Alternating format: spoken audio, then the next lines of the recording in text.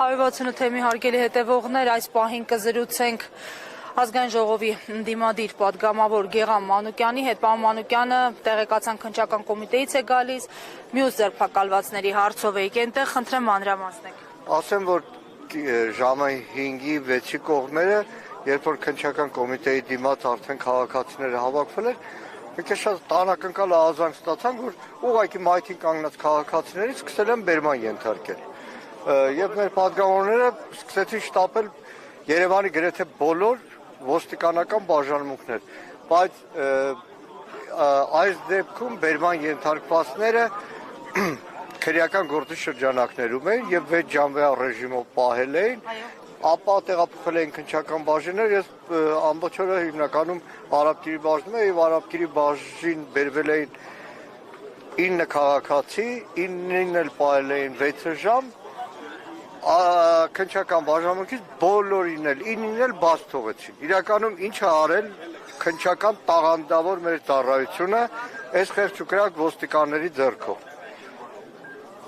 Էջմիածնում մայրաթոռում այսօր տեղի ունեցած քաղաքացիների բողոքի հիման վրա հարուցվել է քրեական գործ արդարադատության խոչընդոտելու։ Քրեական գործի արդյունքում պետք է